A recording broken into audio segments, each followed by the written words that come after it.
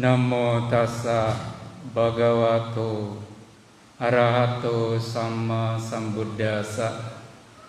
Namo tassa bhagavato arahato sama sambuddhassa.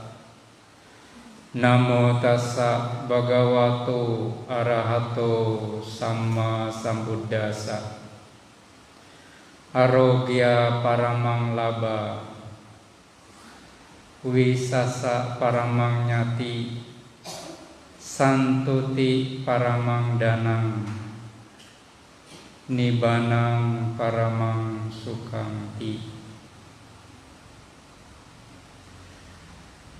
Kesehatan adalah keuntungan, keberuntungan yang paling tinggi. Kepuasan adalah harta yang paling mulia. Kepercayaan adalah sahabat yang paling baik, dan nibbana adalah kebahagiaan yang paling tinggi.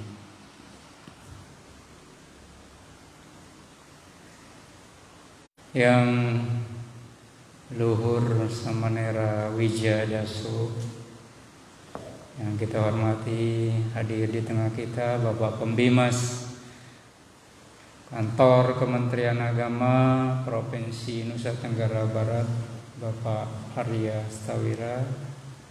Satyawira, para Rama, Ramani, Upasaka, Upasika, saudara-saudari dari Patria cabang Lombok Utara, hadir juga Pak Dedi selaku penyelenggara Bimas Buddha.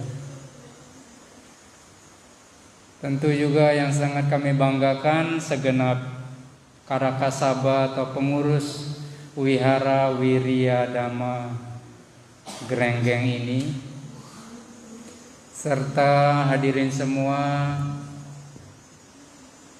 Bapak Ibu saudara-saudari, selamat siang, Suki Hontu Namo Buddhaya.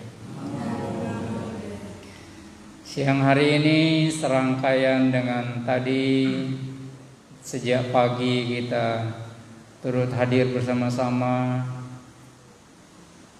pada peletakan batu mandala atau batu pertama Wihara Ratanadama Mores. Kemudian saat ini kita sudah berada di Wihara Wiryadama Grenggeng. Hari ini tentu kebajikan-kebajikan yang kita buat menjadikan kita sungguh-sungguh sebagai orang-orang yang beruntung. Sebab kebajikan kita buat tidak hanya di satu tempat, tetapi di beberapa tempat. Mengingat medan yang sudah tadi ditempuh, tidak mudah untuk sampai di Wihara Ratanadama Mores. Tentu juga sekarang kita tiba di sini di Wihara Wiryadama Grenggeng ini, kita disuguhkan dengan satu keindahan alam, Ada sungai besar, gemercik airnya masih bisa kita dengar dari sini, dan yang terutama keindahan, kebajikan dari ibu bapak, saudara-saudara yang akan diupayakan pada kesempatan ini untuk tidak ketinggalan merayakan Katina Puja atau Sanghadana di tempat ini. Kita semua tahu kondisi sekarang, kita bahkan seluruh dunia belum bebas dari pandemi global, wabah virus corona.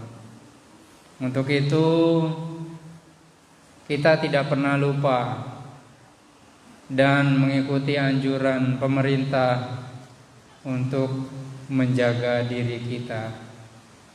Karena sesuai juga dengan Dhamma, dengan kita menjaga diri kita, kita menjaga orang lain. Kita mengikuti protokol, menggunakan masker, mengambil posisi jarak yang sesuai, atau istilahnya social distancing, Kemudian di depan tadi disediakan tempat mencuci tangan. Nah, Bapak Ibu, saudara-saudari, tentu apa yang terjadi di dalam kehidupan kita sehari-hari, kenyataan yang kita temui, kondisi global dunia seperti ini, tidak ada yang tiba-tiba. Semuanya sesuai dengan rel hukum sebab akibat. Untuk itu, Dhamma selalu melihat bahwa relevansi Dhamma itu tidak pernah lekang oleh waktu. Kalau kita diminta untuk kemudian menjaga jarak satu dengan yang lain, lalu kita diminta untuk menggunakan masker, lalu kita diminta untuk rajin mencuci tangan. Bagi umat Buddha atau pengikut ajaran Dhamma, mestinya ini tidak sulit, sangat mudah. Itulah sebabnya kehidupan para biku, para samana dimanapun mereka berada itu, mereka selalu mudah untuk dilayani. Hidupnya itu simpel, sederhana, tidak pernah bertentangan dengan aturan positif di negara manapun. Karena apa? Karena sebenarnya kehidupan para biku itu peraturannya jauh lebih banyak, latihannya jauh lebih berat. Jadi kalau yang berat saja sudah bisa dilakukan, peraturan yang banyak saja sudah bisa dijalankan, apalagi yang sedikit, apalagi peraturan yang ringan. Berbicara mengenai menjaga jarak, para biku terbiasa hidup sendiri, artinya itu tinggalnya itu sendirilah. Kalau kita bilang tinggal di wihara, masing-masing biku memiliki kamar sendiri-sendiri. Jadi jelas social distancing ini sudah dilaksanakan. Kemudian juga mengenai menjaga kebersihan, para biku ketat dengan menjaga kebersihan. Bukti bahwa para biku tiap bulan mencukur rambut. Ini kan juga upaya menjaga kebersihan, ya. Kalau tidak mampu merawat rambutnya, kan lebih baik dipotong, ya. Daripada melambai-lambai tetapi nanti tidak dirawat, tidak terawat. Ya. Makanya ada istilahnya ketika para samanera ya menjalani latihan awal sebagai pabajita, mereka melepaskan 5 kemelekatan utama yang ada pada tubuh ini. Loma, naka, danta, taco, ya. Kesa itu rambut, ya. Loma, kemudian bulu, dan seterusnya. Ada kuku, ada gigi, ada taco, kulit, ya. Melepaskan kemelekatan terhadap itu, ya. Mencukur rambut, ya. Bahkan rambut alisnya pun dicukur, ya. Ketika sekarang lagi ngetren sulam alis dan tato alis, para biku dari dulu sudah mencukur alis, ya. Iya kan? Padahal dengan kami mencukur ini ketika tumbuh tambah lebat loh. Ya, coba kalau mau lebat alisnya ini, yang perempuan-perempuan cukur sejak sekarang, ya, cukur. Nanti begitu ini cukur lagi, lama-lama lebat, ya. Iya kan? Kalau melihat ada di iklan dulu di botol apa tuh, ada jamu yang alisnya tinggi itu ya, itu mungkin sering dicukur, makanya bisa lebat begitu, ya. Ya, mencukur rambut, mencukur bulu, ya demikian juga dengan kumis. Ya sebenarnya kumis saya rada tinggi, untung ada masker jadi tidak kelihatan. Ya, ya artinya apa? Tidak melekat, ya, dilepas. Demikian juga ya hal-hal lainnya. Ada 5 yang utama: kesa, loma, naka, dan tataco. Rambut, bulu, ya, kuku, gigi, dan kulit. Ya. Artinya apa? Nah, ketidakmelekatan terhadap 5 hal ini bukan berarti cuek atau tidak dirawat. Ya, misalnya tidak melekat sama gigi, tidak sikat gigi, ya bukan begitu. Ya. Tidak melekat sama kulit, lalu tidak mandi, ya bukan begitu, ya. Tidak melekat sama kuku, ya dibiarin aja kukunya, tidak dirawat, katanya tidak melekat, ya biar aja, bukan begitu, ya. Ketidakmelekatan ini sambil dirawat dengan bersih, supaya bersih. Kalau dibiarkan menjadi kotor, ya bertentangan dengan kebersihan. Nah, ini menjadikan hidup kita mudah kalau kita tidak melekat, kalau kita tidak terikat. Sebaliknya hidup kita akan sulit, hidup kita akan berat. Kenapa? Karena kita melekat, karena kita terikat. Coba ibu bapak yang masih merindukan rumahnya yang dulu. Kayak baleng kelain, bek sawar si gempa. Padahal sudah lama, sudah berlalu. Sedih, ya. Tabungan setahun-tahun, tahun, buik langsung sekejap. Ya. Padahal sudah tidak mungkin kembali lagi. Kalau kita menuruti keinginan kita, begitu banyak hal yang kita sedihkan di dunia ini. Ya. Ibu-ibu sedih, kayak lek rambut kemasin birang, makanya wah mulai wan-wan. Lepaskan kemelekatan terhadap yang hitam-hitam. Selamat datang rambut putih. Nah, kan begitu.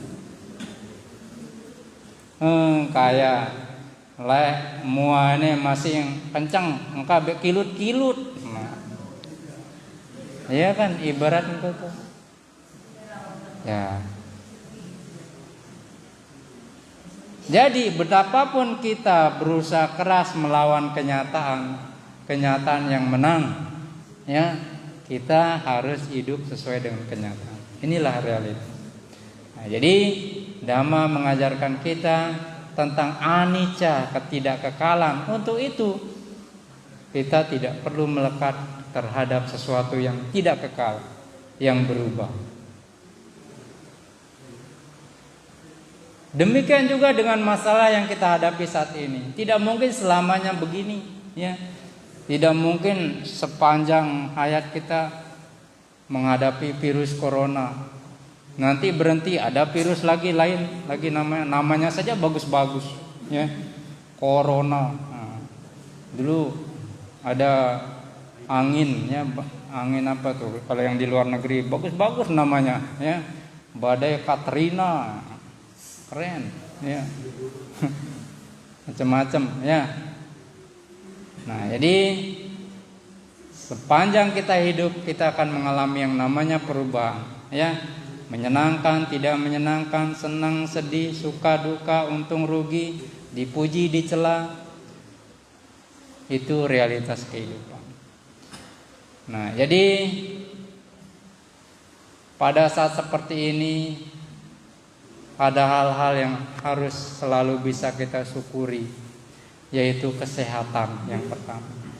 Itulah sebabnya dikatakan di dalam Dhammapada, dan tadi juga sempat disampaikan, ya, dibacakan oleh pemuda-pemudi Patria ini, Arogya Paramanglaba. Kesehatan adalah laba yang paramang, yang tinggi. Jadi kalau kita berbicara untung, sekarang ini kita sehat saja sudah untung. Gaji besar, jabatan tinggi, harta melimpah. Tapi kalau tidak sehat, tidak bisa nikmati. Ya, kanannya luwe konjulunita, tapi ngidap penyakit kolesterol, ya, penyakit kerongkongan, ya. Diperiksa, ini kayak iklan nih kemarin saya lihat, ya, di media sosial. Ada dokter meriksa kerongkongan bapak-bapak. Bu, saya ada masalah kerongkongan. Nah, kata ibu dokternya, oh ya, ini ada masalah di kerongkongan, di mulutnya bapak. Penyebabnya itu adalah mengingkari janji-janjinya 5 tahun yang lalu. Ya, masalah kerongkongannya bermasalah, ya, karena mengingkari janji-janjinya saat kampanye. Nah, itu sebenarnya sindiran halus buat para politikus, ya. Nah, jadi kalau kita sehat itu saja sudah keberuntungan, mau apa lagi, ya. Sementara kalau kita sehat, harta bisa dicari, ya. Jabatan bisa diusahakan, hal-hal duniawi bisa dicapai. Tentu dengan kebajikan, bukan dengan cara salah. Jadi Arogya Paramanglaba. Nah, urutannya Santuti Paramangdana, ya. Santuti itu puas, rasa puas. Nah, dana itu harta, ya. Jadi kalau kita punya rasa syukur, santuti, puas, ini tosugih, ya. Tosugih. Men tosugih anu bante luwih keping, luwih kebon, luwih bangkat, mendiang mobil, motor. Tapi dia entau bersyukur. Kemile yang luwih, ya. Mendiang bale ini, mile ampo bale lain. Mendiang bale bagus, mile bertingkat. Mending balik bertingkat, milih yang bertingkat kemawa ampo. Kah, dia sawe-sawe, ya. Ini arep tau miskin karena kemilih yang loe, dia sawe-sawe kemilih. Tapi kalau orang sudah bersyukur, ya, santuti, dia kemilih ampo, ya. Wah sedang, wah cukup. Engkau ku berdana, be. engkau aku berbagi bae. Ini orang tuh sugih, ya. Sebab mun masih nuntut, masih meta ampuk terus ya untuk dirinya sendiri, bukan untuk dibagi. Ini yang namanya orang miskin. Ya. Banyak yang dicari oleh orang-orang di dunia ini, tidak hanya harta, kedudukan, ya, nama baik, jabatan, ya. Artis-artis saja yang sudah terkenal pengen lagi lebih terkenal, ya. Yang sudah gagah cantik pengen lagi gagah cantik, ya. Pergi ke Korea, pergi ke Thailand, operasi plastik. Nah, ya. Nah, itu faktanya banyak, ya. Karena tidak mensyukuri yang ada. Inginnya lebih.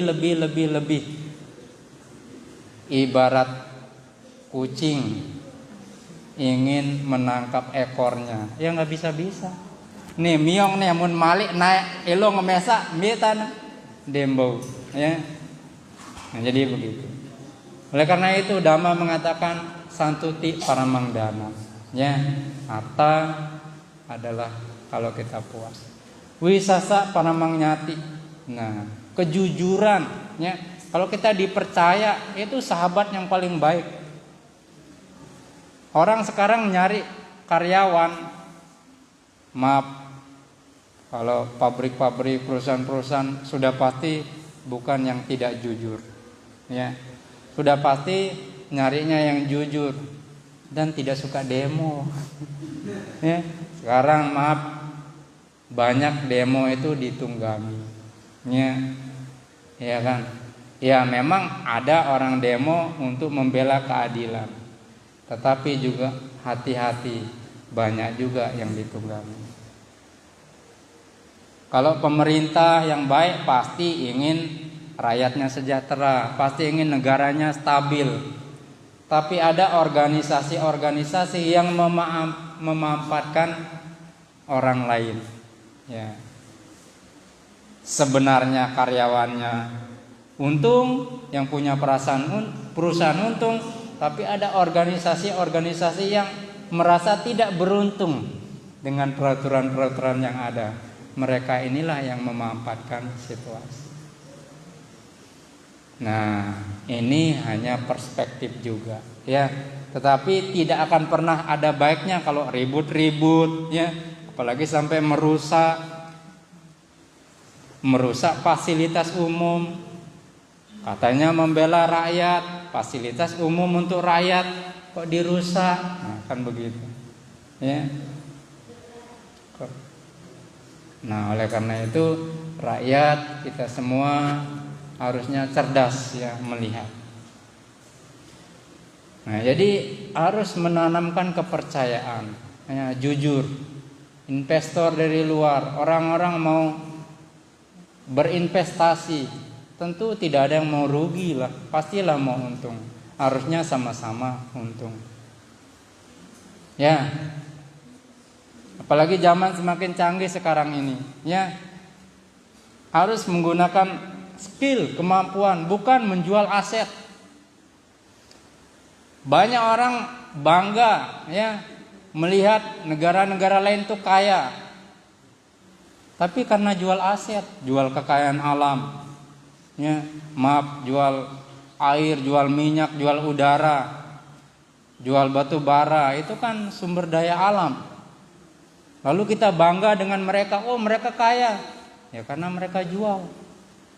Sekarang tidak hanya aset, ya, tidak hanya sumber daya alam, banyak juga yang jual diri, ya. Nah, tetapi kalau orang yang cerdas tidak begitu, ya.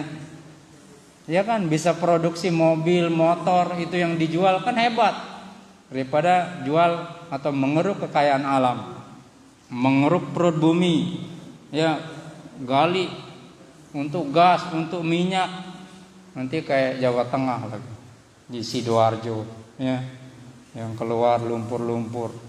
Nah, itu kan karena keserakahan manusia juga, ya, mengeruk kekayaan alam, ya, mengeruk apa sumber daya alam di perut bumi, sehingga menyebabkan ketidakstabilan bumi dan semesta ini.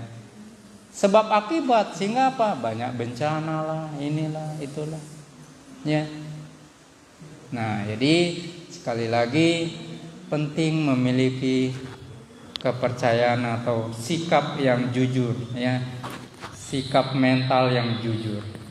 Lalu yang berikutnya, nibbana paramangsuka. Kebahagiaan tertinggi itu bukan kesenangan, bukan kegembiraan, tetapi nibbana tidak ada loba keserakahan, tidak ada dosa kebencian, tidak ada moha kebodohan batin. Apakah mudah sampai ke sini? Tentu butuh perjuangan. Tapi yakinlah, semua orang, semua makhluk itu sebetulnya menginginkan kebahagiaan. Dan Dhamma memberitahu kita cara untuk bahagia adalah mengurangi kilesa, kekotoran batin. Lalu kaitannya apa dengan katina, dengan sanghadana? Ini juga latihan mengikis kilesa, kekotoran batin. Ya, ibu bapak kan mungkin masih berat untuk potong rambut, kesa, loma, potong bulu, ya, naka, kuku, danta, gigi, taco, kulit, berat, masih berat, tidak mudah. Ya, ini berdana amisa puja, nyokong kebutuhan pembangunan wihara, ini juga dana, latihan untuk melepaskan kilesa, kekotoran batin. Sebab sumber penderitaan adalah kilesa, kekotoran batin. Ya. Akhirnya kami menyampaikan selamat berbuat baik, ya, menggunakan momen sanghadana atau katina puja ini dengan cara yang luhur, ya, sikap yang terkendali, dengan menjaga diri, demikian juga dengan mengkondisikan hal-hal lain, hal-hal baik di sekitar kita. Semoga berkah sanghadana katina puja ini mendatangkan ketenangan, kesejahteraan, kemakmuran, kedamaian, dan kebahagiaan bagi kita semua. Semoga kita terhindar dari penyakit, musibah, wabah, ya. Semoga semua makhluk hidup berbahagia.